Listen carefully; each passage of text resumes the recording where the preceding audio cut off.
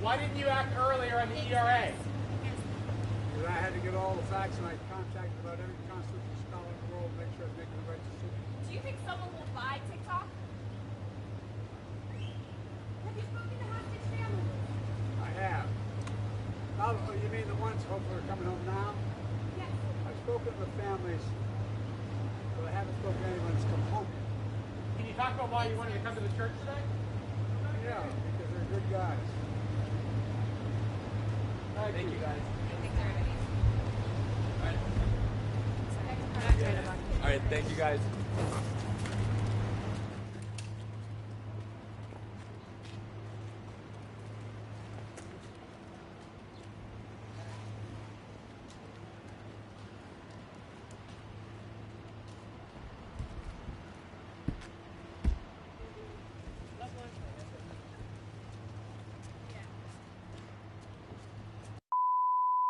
Supply. This chart is showing you the single-family production over time and the multifamily production over time. And the lines through there are the long-term average in those types of housing. What's really interesting is we think about the fact that we haven't been building enough housing, higher density housing. The biggest shortfall has been single-family housing. We typically build about 1 million single-family homes a year, have for a long time. We didn't build 1 million single-family homes up until right around the pandemic.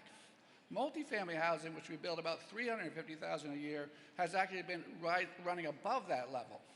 Now, mind you, we had millennial generation coming of age. We had a back to the city movement. We had a multifamily stock that was old and needed to be replaced. But really, I think one thing that's underappreciated is we need to have more single-family housing of various types to support people who want to have entry-level home ownership. Here's another way to look at this. So this chart is showing you the supply of just single-family housing, and the stacked bars are entry-level home ownership. The orange is 1,400 square foot homes or less. The green is manufactured housing. The yellow are townhomes, and the blue are condos. The line is showing you the share of all single-family production in small homes. Back in 2000, they were about half of the housing production. They're now down to about 42%. We're not building small single-family homes. And I think we need to look at our zoning and building codes and say, are we making it hard to build those homes? We're also not placing nearly as much manufactured housing. Townhomes are an important part of that supply, and the condo market is the one that's been most moribund. It's only about 5% of multifamily starts. It used to be 40%. So thinking about what are the regulatory structures that may be inhibiting these types of small entry-level home ownership are going to be really important. And let me take a look, and I close out here with the demographic outlook. So one of the things the Joint Center is known for is doing a household forecast, taking a look out the next 10, 20 years, how many new households are we going to have? Just a couple weeks ago, we released our latest update. So the blue bars are showing you here what the average household growth had been by decade going back to the 1990s, and these are in millions. So in the 1990s, we added 1.4 million households. In the first part of this decade, of this century, 1.1 million. Over the last 10 years, 1 million households. So with that, you think about 20%, 30% more housing units to accommodate that growth in households. We need 1.3, 1.4 million housing units a year. We've been running short of that lately, but look where we're going. In the next decade, we expect household growth is going to be 900,000 a year. Why is it declining? In this forecast, it's declining mostly because of the aging of the baby boom generation. The next generations are pretty large, but they're not compensating for the dying off, essentially, of the baby boom generation. And these numbers assume net international immigration of 800,000 to 900,000 a year. If that number falls, then we're going to see lower numbers than that. And suddenly, building 1 million housing units a year as a country is going to be sufficient. So as the demand picture changes, the need for supply is going to change as well. And if you look at the next 10 years, a household formation of only 500,000, we have not had household growth that low in more than a century. So we're looking at a period of time over the next 2 decades where household growth is going to slow dramatically, even if immigration stays at the levels it's been over the last 10 years or 20 years. If it falls, we're going to have even lower household growth. And we're going to have a very different dynamic in the housing market. Now, it's not going to happen tomorrow, but this is something we really need to keep our eye on. And I think the other piece of this is what's the age structure of that population? So the left-hand side is showing you the 10-year increments and the number of households. The right-hand side is showing you the change. The things that stand out here are, first of all, the oldest households, households over age 75. Look at on the right-hand side, that growth in those bars. And on the left-hand side, we're going to see a growth of households over 75 of 7.5 million over the next 10 years. That's almost all of the new household growth on net will be among older households. Are we prepared to house those households? Are we prepared to house those households with the services they need to live healthy lives? The other piece of this is the growth is going to be in those 35 to 54. So the millennial generation is really going to start, going to add to the growth of those early middle-age households. Again, when I see this, I say we're still going to have strong demand for home ownership. We're going to have strong demand for people who are going to want to have more single-family housing typologies. On the youngest age groups, we're going to see decline. So we're going to see decline in rental demand over the next 20 years. So I think thinking about what we're doing today, but having a longer-term vision is important. Not just what's the problem today, what's the issue going to be in 5 years. So we're sometimes called the Joint Center for Gloom and Doom. But we try to tell it like it is. And so I think these are important issues. I think you're all wrestling with them, but hopefully this will be something that will be informative for you as you go forward. I'm doing a session with Mayor Gunther later this afternoon. We can share what you're working on and learn more about your solutions to housing, because it is the issue. Thank you all. I appreciate you letting me be here.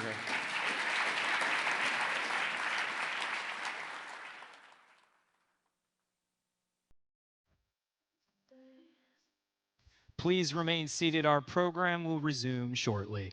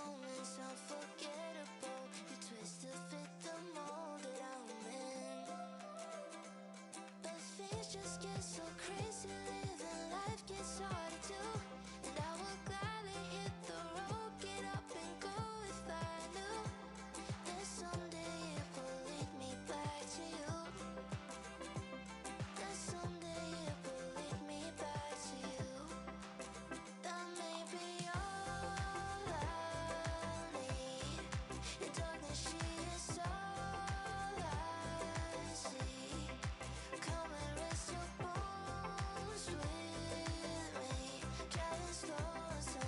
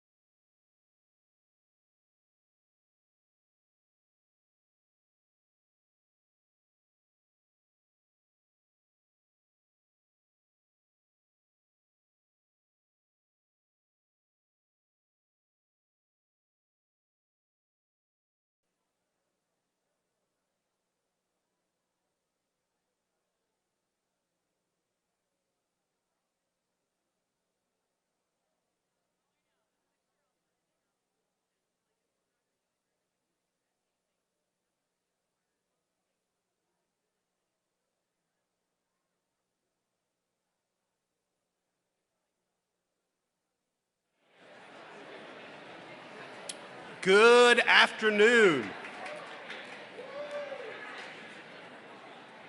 Our next session, from investment to impact, the role of mayors in supporting women-owned businesses, will explore how strategic investments by mayors in small businesses drive innovation, strengthen local economies, and empower women entrepreneurs.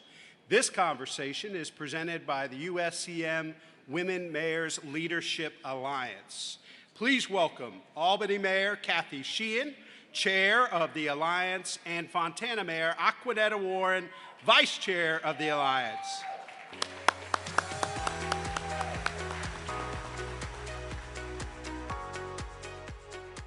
Good afternoon, everyone. It is wonderful to be here to talk about the role that mayors can play in helping and supporting women-owned businesses. We have a bit of a truncated schedule here because there's someone who's supposed to be coming to speak. Yes. Anyway. And it's not me. But listen, we know that small businesses are the backbone of our communities. They make up 63% of new jobs. They employ nearly half of the people in our cities. And women are starting to start more small businesses. The number of new businesses started by women in 2019 was around 30%. It's nearly 50% in 2023. So we just want to highlight a couple of ways that we've worked to support those women-owned businesses. And one of the businesses in my city that we were able to help was a woman who, she makes handbags, she's a designer, but she's a manufacturer, right? She has machinery and things that she has to use, and when she went to start her business, she got sticker shock when she found out how much the insurance was going to cost because she was a manufacturer. And so we were able to help her out with our American Rescue Plan funding and the small business grants that we gave to help her to offset that cost so that she could get her business started. And it's really listening to those business owners, because sometimes I think we know what they need, but when you really sit down and talk to them, I never would have thought about insurance. And so really working with those small businesses and those women who don't necessarily have the same connections to banks, to attorneys and those resources has been really important, and it's worked really well in the city of Albany. But Mayor Warren, what about what you're doing in Fontana? We are on overload. We have a theme in Fontana. It's called Fontana's Open for Business. And this young lady that we've been working with is the epitome of what that stands for. She's working out of her garage in her kitchen doing cookies. She does personalized cookies now. But we're leveraging all of our resources toward making sure that people like her are successful. We have a Fontana Empowerment Loan Program, which is not just come and get a grant, not just come get the loan. We provide the resources from AMPAC, which is a group that works directly with businesses to understand their spreadsheets, understand staffing levels, all of the tools that a business needs. And it's so wonderful that in this time space, women are taking charge of probably employing over 30% of the workforce in the United States. So these are exciting times. Well, another business that we had in Albany that we think is really going to take off and employ a lot of folks is a woman-owned business. They made an insert that you use in diapers that is reusable. And so when the pandemic hit, and everybody needed their protective gear, they realized that the same process that they used to make these diapers, they could use to make gowns. And that, she patented it. Right. And is on the road to getting FDA approval. Our local hospital, which is a regional trauma center, projects that they're gonna save $3 million a year in supply costs by purchasing these gowns.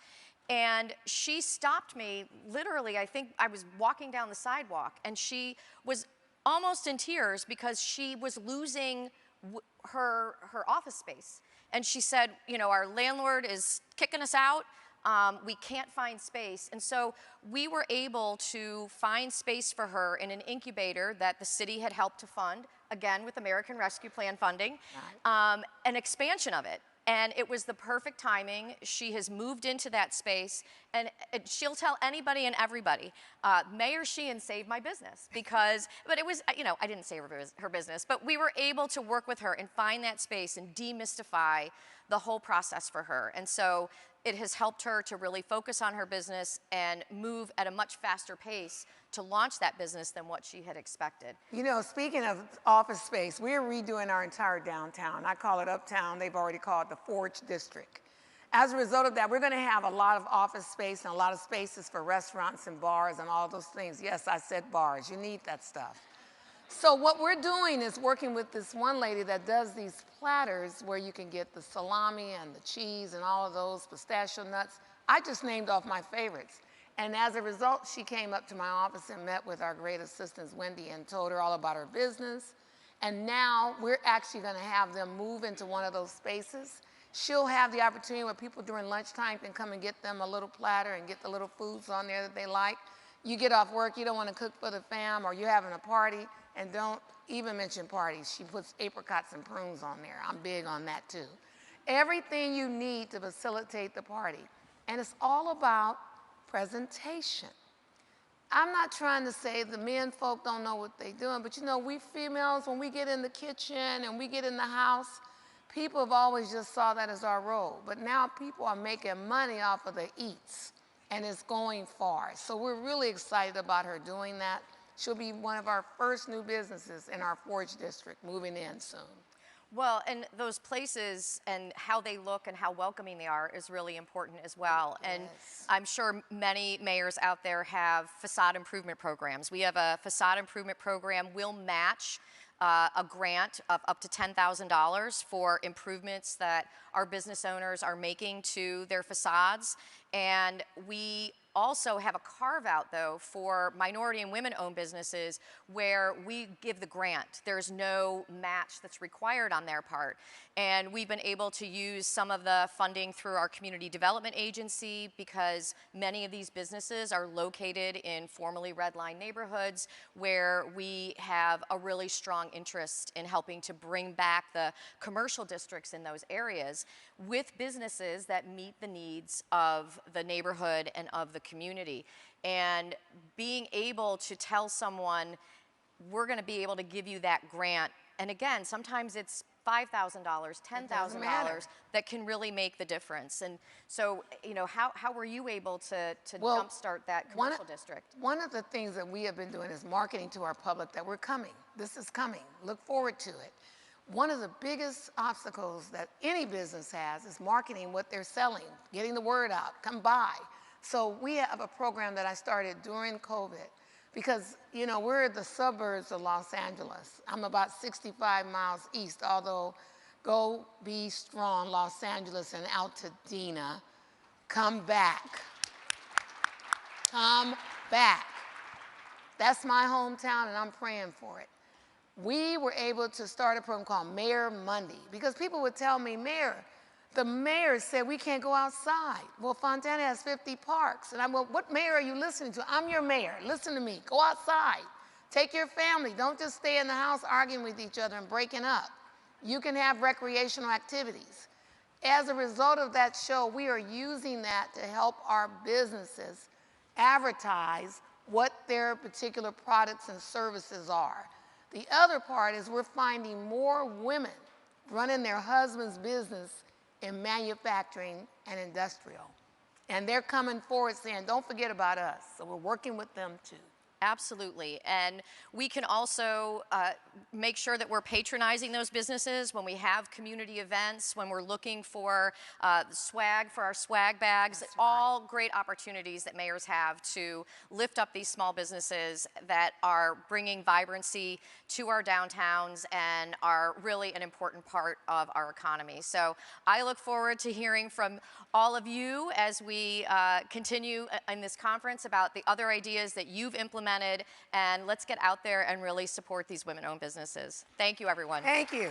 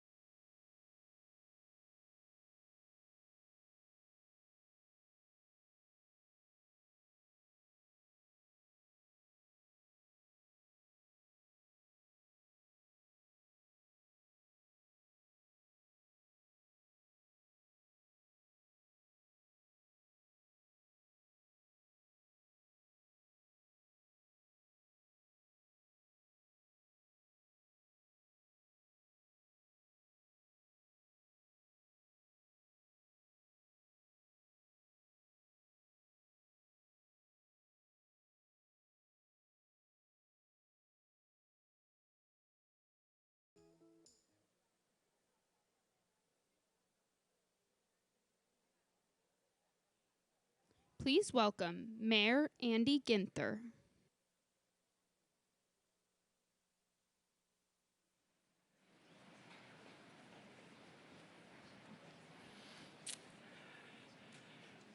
Good afternoon, friends. It is my high honor to welcome our next speaker, a man whom, without all the success and progress American cities have made over the last 4 years, simply would not be possible.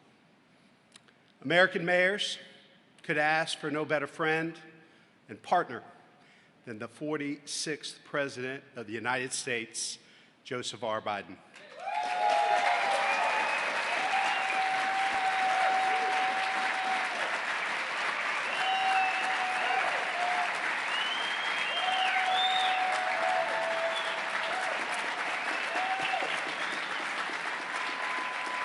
It's easy now. It's easy now as cities are thriving to forget just how tough a spot we were all in just 4 years ago. It was a real-life nightmare. The most disruptive global event in our lifetimes had decimated our revenues, erased millions of jobs overnight, and taken far too many lives. American mayors had a partner. Working hand in hand, President Biden led the most productive 4 years for American cities in our history.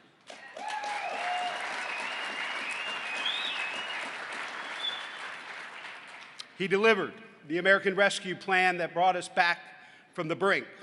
He then helped us catapult ahead with the bipartisan infrastructure law. He made history's greatest investment in the fight against climate change in the Inflation Reduction Act.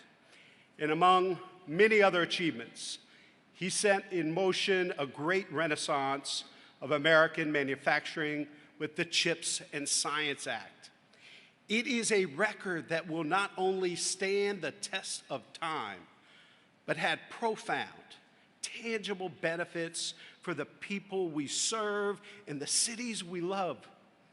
Today, our cities are vibrant and brimming with optimism. And for that, we cannot thank you enough for your devoted leadership. Indeed, thank you is not enough. That's why today I'm proud to announce that we are taking the very rare step of presenting to President Joe Biden the United States Conference of Mayors Award for Distinguished Public Service.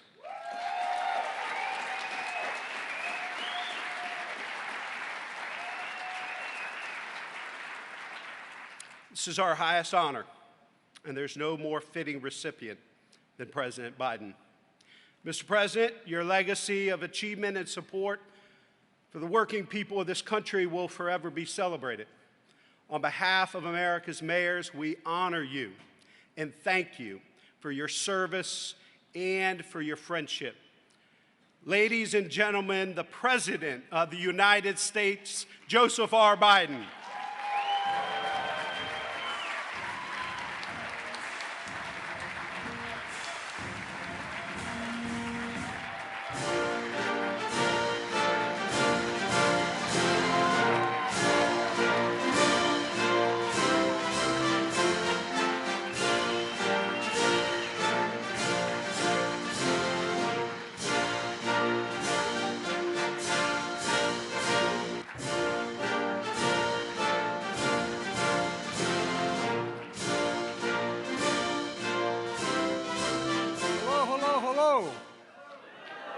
Mayor Ginther, thank you very much from Columbus, Ohio, for your leadership of this conference. Please have a seat if you have one.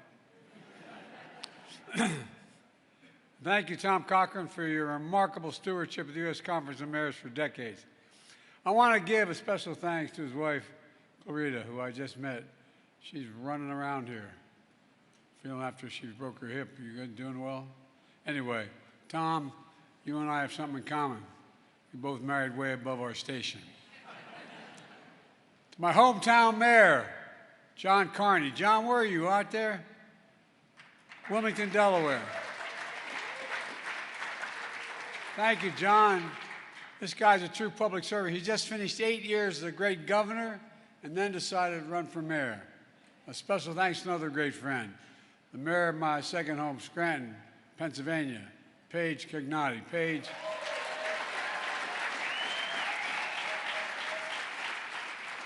It's an honor to receive this award.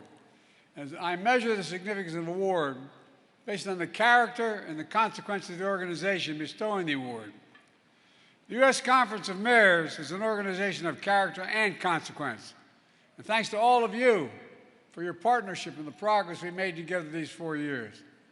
I must say, the big reason we got so much done is because all former mayors have served in my administration. Steve Benjamin, Pete Buttigieg, Marcia Fudge, Keisha Lance Bottom, Mitch Landrieu, Tom Vilsack, Marty Walsh, and thanks to Tom Perez, a guy like me who has been my point person for all of this, but he's a county guy. That's tougher, man. I don't know, man. This is one of the last events that I'll be doing as president. And the reason I chose to be here is because of the first thing that I did as president was to speak to this conference. You know, as many of you know, maybe you weren't here then, but many of you know, I started my career as a local councilman. I only ran for the Senate because it was too damn hard being a local councilman. You know, people know where you live. They think you can solve every problem. They think you have more money than you do and more power than you do. You're in the front lines answering key questions in their lives. Is my neighborhood safe? My kid going to have the good fortune to be here in his hometown? Will there be jobs here? So many other questions. It matters. What you do matters, matters, matters. When we first met 4 years ago, the pandemic was raging, and our economy was reeling. 4 years later, our nation and our cities have emerged stronger than we were when we entered the crisis. I come here today for a couple reasons. First, my administration released a report summarizing the impact of our work together to invest in America. It all started with the American Rescue Plan, one of the most significant recovery packages in our history, to get us out of the immediate crisis of the pandemic and save thousands of lives. One of the most important decisions I made was to send money directly to you. Directly to you. I'm a local official. Governors are good guys and women, but when you send it to the state legislators, they divide it up before it gets to you. It goes directly to you when I do it. So you control the outcome. Then we passed the Invest in America Act.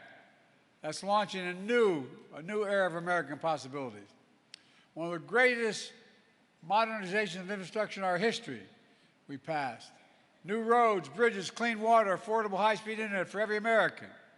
I know each of you, because there's so many examples of the projects in your community. There's thousands of them. We also made the biggest investment in fighting climate change ever in the history of the world, not just America, because of you. And I think one thing we've all changed together, when I use the word here climate, I think jobs. I think jobs when I hear climate. We're creating hundreds of thousands of good-paying, clean energy jobs. We've proven you don't have to choose between protecting the environment and growing the economy. You're doing both. We have to keep pushing forward, push forward faster. There's no time to waste. I'm with you and your governors to make the devastating hurricanes and floods and tornadoes and wildfires, like the catastrophic fires and wildfires in California. Together, we push Congress for extra disaster relief funding, to rebuild homes and businesses across the Carolinas, to cover the full cost of replacing the collapsed Key Bridge in Baltimore, and so much more. At the same time, we work with you to upgrade the power grids, plant millions of trees, build resilient communities to withstand extreme weather. Not only build, but to build back better than before. Build back better. We also made the most significant investment in science and innovation. America invented the semiconductor. Now we're bringing those chip factories back home to America where they belong. I've stood with you in Columbus, Syracuse, Phoenix, and many more fields of dreams where these fabs, these massive new factories the size of several football fields are being built. And as I speak, they're going to create at least 125,000 good-paying jobs.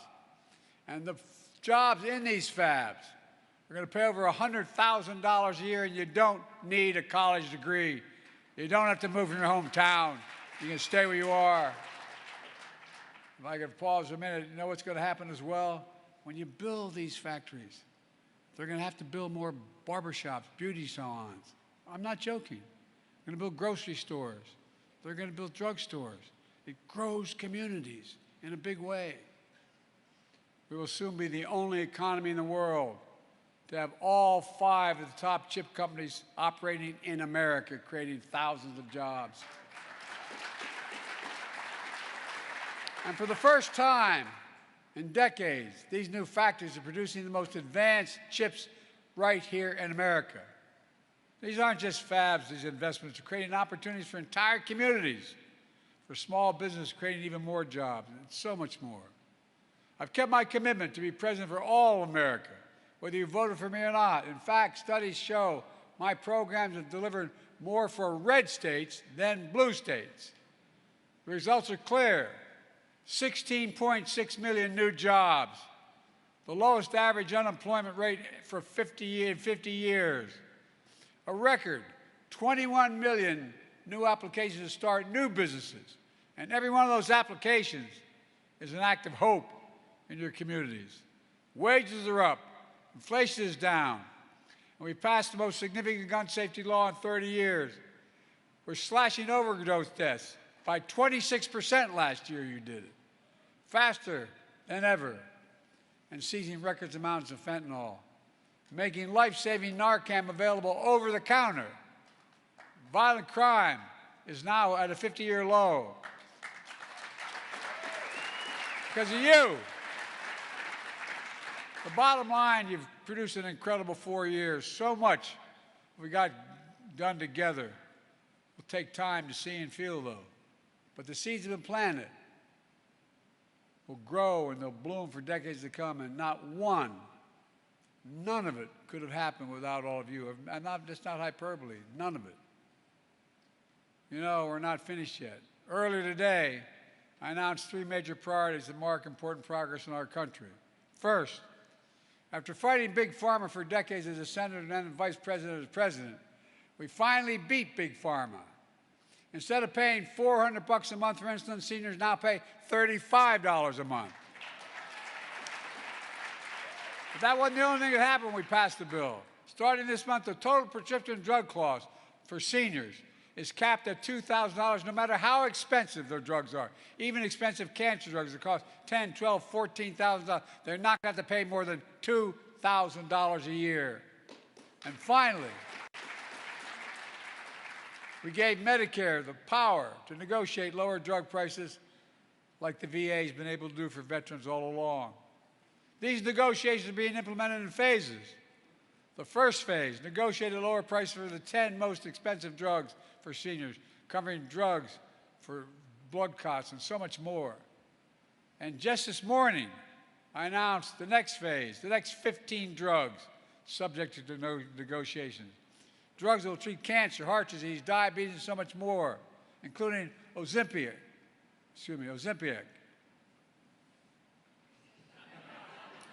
Hard to say. But it really is an incredible drug. These reforms just don't save seniors money. They save the American taxpayer $160 billion. The taxpayer over the next decade. Why? That $160 billion in Medicare is saving for negotiating lower drug prices in Big Pharma doesn't have to be paid out by the government. $160 billion. Second, just over 100 years ago, a pioneering group of women proposed the Equal Rights Amendment to enshrine the principles of gender equality in our Constitution. Throughout my career, I've been clear, no one should be discriminated against based on their sex. And in order for the amendment to be ratified, it requires 3/4 of the states to ratify it. That benchmark was passed when Virginia ratified the ERA a few years ago. Today, I affirm the Equal Rights Amendment to have cleared all the necessary hurdles to be added to the U.S. Constitution now.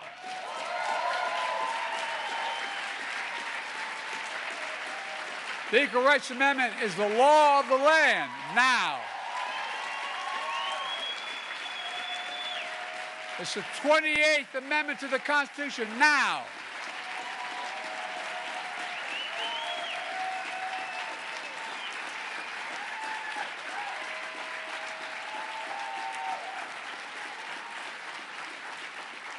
I consulted dozens of constitutional scholars to make sure that it was all within the power to do this. And the fact is, we did. And third, our cities are places for a second chance. Earlier today, I commuted the sentence of nearly 2,500 convicted nonviolent drug offenders. These individuals are serving a disproportionately long and harsh sentence compared to the sentence they would receive had they committed the crime today.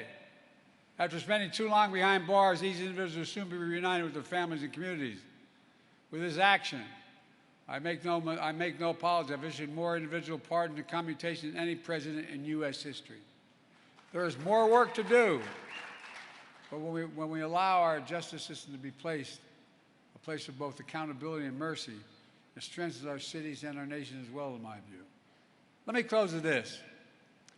Serving as your president has been the honor of my life. When my term in office is ending, the work continues. Your work continues. My farewell address 2 days ago, I talked how each of us must be guardians of democracy to restore the strength of our institutions of democracy.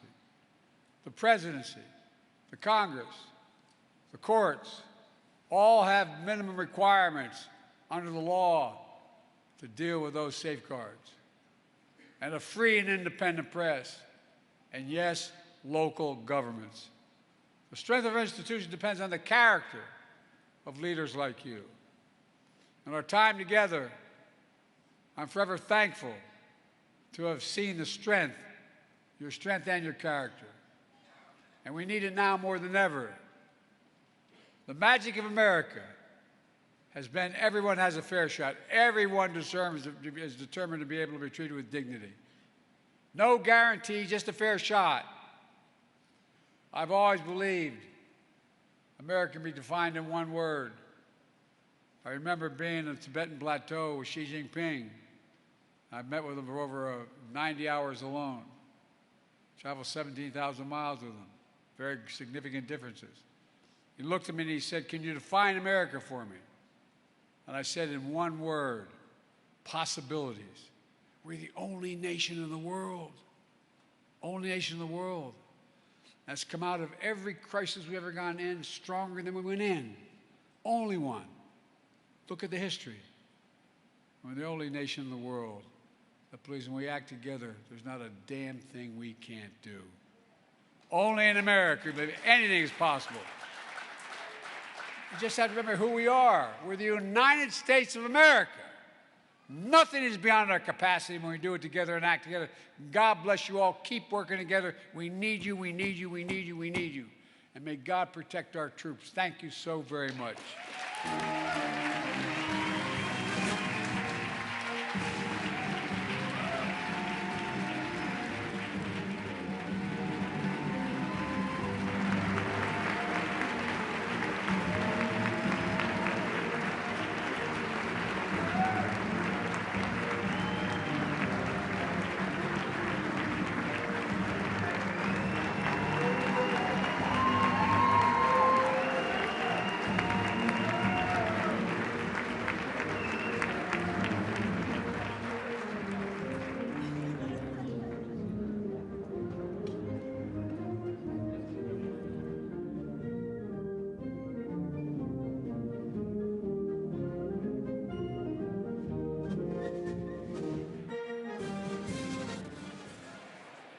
This session is now adjourned. Breakout sessions start at 3:30. Have a great afternoon.